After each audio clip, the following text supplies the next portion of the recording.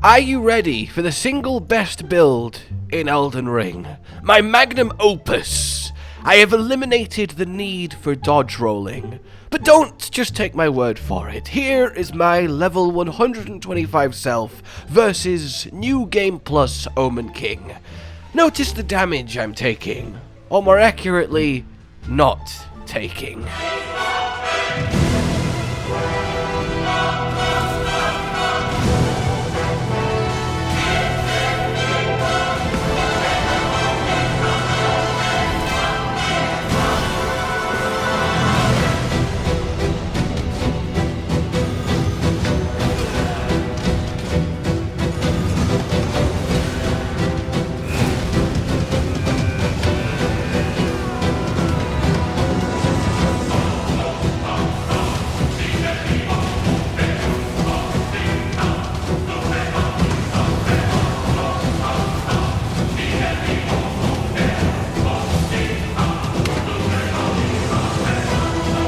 A few moments later. Tarnished! What the hell was that? Also, is it just me, or does anyone else get this kind of vibe from the Omen King after you defeat him? 俺は破れたのか?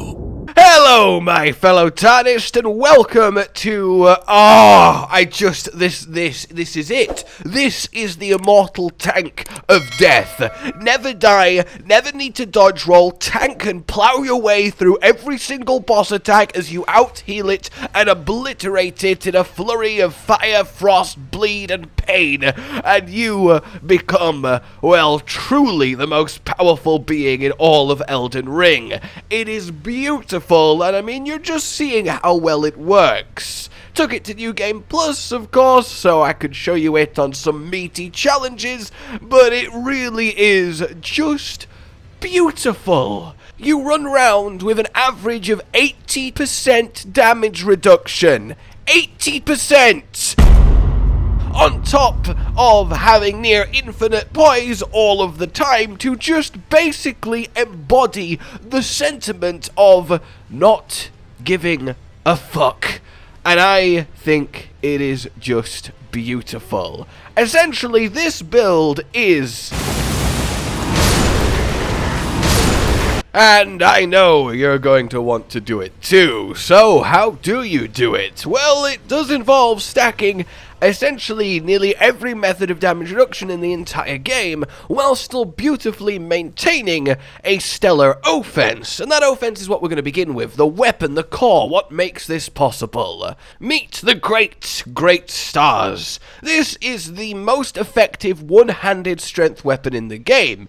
It's also one of the very select few weapons that heals you when you hit an enemy with it. 1% of your health it gives back. That is a requirement here, so our choice is already limited, but fortunately Great Stars is just perfect. It does an incredibly large amount of damage for a very low stat investment. It's got a great moveset, it's got natural bleed, which is a huge benefit to an otherwise low scaling build, and it can take an Ash of War, and since an Ash of War is also key to this, I mean, it's like it was tailor-made to make you an unstoppable god of Elden Ring. So we want 2 Great Stars, you get a second one in New Game Plus or get someone to drop you it, and if you want a backup choice, well, nothing works quite as well as 2 of them, but any great hammer for that power stance in your other hand will have to sub in.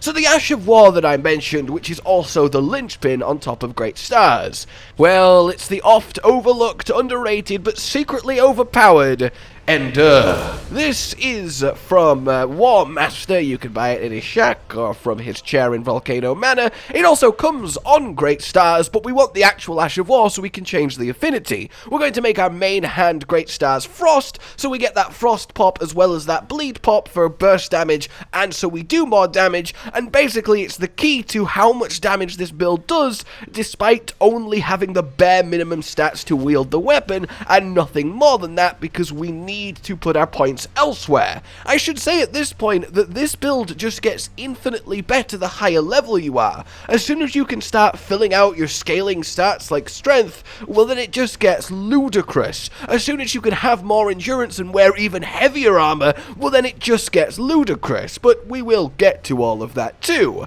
So what Endure does is, well, it makes you endure. While it is active, and it stays active for about 3 seconds, you essentially have infinite poise. It takes the absolute most massivest of hits to knock you down, but I mean, you can get slammed by trolls and giants and just not care. Dragons, you just don't care. Honestly, it's hard to find an attack that will actually flinch you out of your animations while Endure is on you. But not only that, you take a massive amount of reduced damage.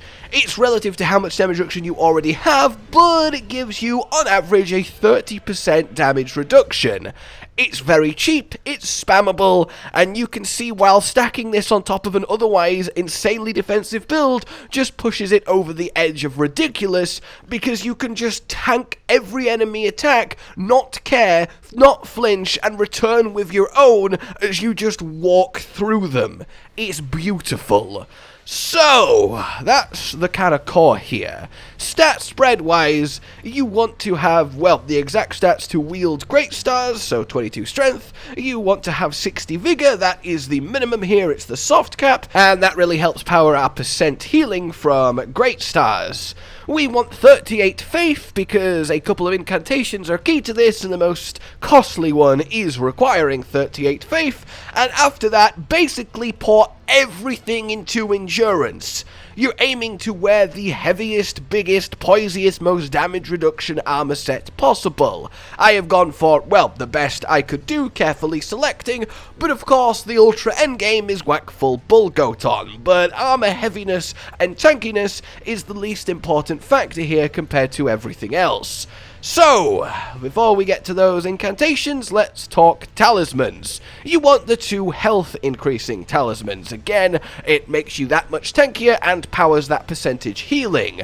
Those are Erdtree's Favor +2. That gives you an extra 4% health on top of the stamina and equip load, which is actually incredibly useful for this build, so it's just the best talisman going. The other one is the Crimson Amber Medallion +2. You get this again from the City of Ash, drop down through the new sewer entrance, carefully land on the balance beam, and pick it up from the corpse. This is a 7.5% health increase. The other 2 talismans then, as you might imagine, are the Dragoncrest Shield. This gives you an extra 20% damage reduction. It gets a little bit less effective the more damage reduction you already have, but it's the single greatest I'm not going to die passive in the game. You get that from the Erdtree, from the Drainage Channel Grace, do a little bit of running across the roots, drop down onto the building, drop into the building, avoid the army of centipede people, and then desperately claim it from the chest before they murder you. Then, our final talisman is the Lord's Talisman. Because we are relying on quite a few incantation buffs here, they already last a minute and a half, but extending that duration is really, really helpful. This is more of a flex slot because you can get away without it, but it's kind of what I've gone for. This is from Farum Azula, from the Beside the Great Bridge Grace. Instead of heading up towards Malekith, go the opposite direction, have a little bit of a brief run round, drop down a ladder, head onto a bridge. At the end of the bridge is a room, and in the room is a chest, and in the chest is the talisman. Oh! Incantations then! There are 2 that really matter. Anything else is kind of an extra bonus, like Barrier of Gold, which gives you 70% magic damage reduction for those pesky mages. So yes, this works great against magic too, but the 2 that matter are Golden Vow. That's just picked up in a shack on Mount Gelmir, easy enough, a short little run from the nearest Grace. This is an extra 15% damage and 10% damage reduction. Then we want Blessing of the Erdtree. This is that 38 faith requirement. You get this from right next to the Bedchamber Grace, on said bed, though it's the most uncomfortable. It's just a giant curved rock. What is this room?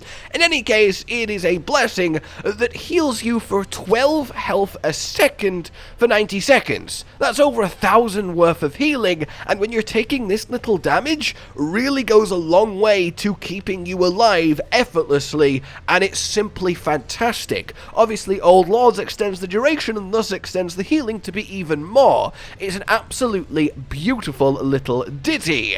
I also occasionally add a Flame Grant Me Strength for more melee damage, but that's by the by, you can if you want, it doesn't help the damage reduction. Finally then!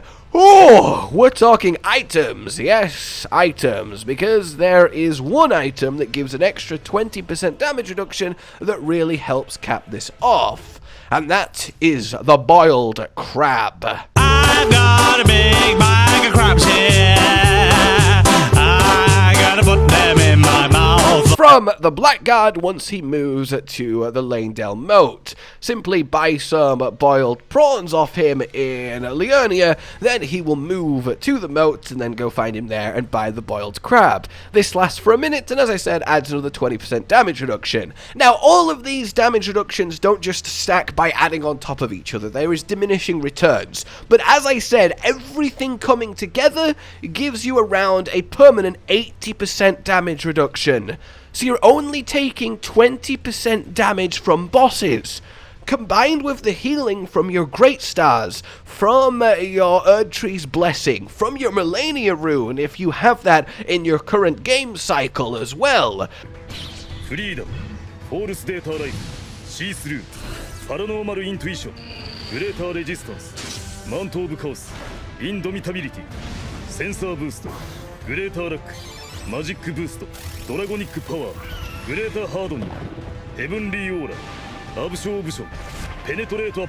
You are just unstoppable, because thanks to Endure, you can also just power through their attacks and keep hitting them. So it's not like you're being constantly knocked to the floor, you just don't care. The boss doesn't matter. It's just a wall of meat in front of you ready for pounding. And by God, you're going to pound it.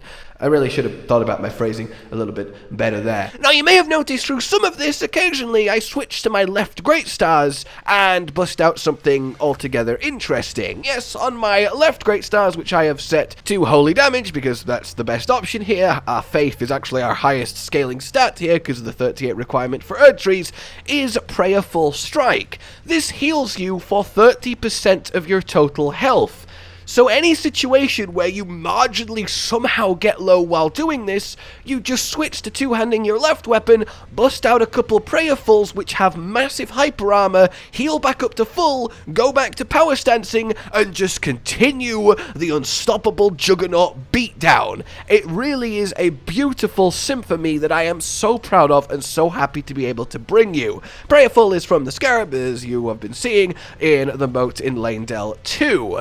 So yeah, all of this comes together to make you just ridiculously strong. Not only is your damage solid thanks to the already solid Great Stars, but the addition of Bleed and Frost, but you just don't take damage, you don't get flinched, and you don't stop. You have a single-minded purpose to walk from Limgrave to the Erdtree itself, smash through that fawn door, and rip the goddamn spine out of the Elden Beast. It really is magnificent, and the fact I'm still walking through bosses like they tickle me on New Game Plus is testament to just how effective this is. Now imagine if you're level 200 and can put more points in endurance for heavier armor and more damage reduction and poise, more points in strength and faith to amp the damage even more. You can see how much this will scale as you keep going, and it's amazing. Not to mention even the PvP clips that you have likely been seeing around the place. It's so funny when an enemy attacks you, does no damage, doesn't flinch you, and they're like, oh my god.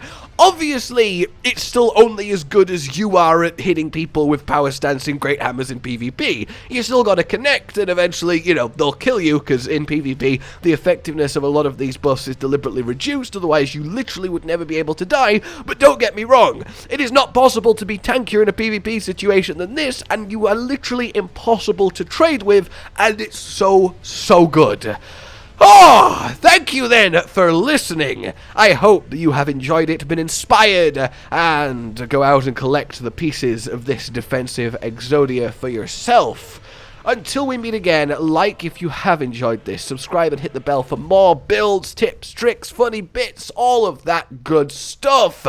And please consider supporting the future of this channel on Patreon down below. For now, though, a goodbye. Josh, Cotton, and Hollow with the videos, dropping the humor like a hammer on your tippy toes, bringing entertainment on a daily arrangement to take our insanity and turn it into entertainment. Yes, I said entertainment twice, to reiterate that it is nice to look into your faces on a mostly daily basis when you let us in your homes to make the whole world a stage. Goodbye.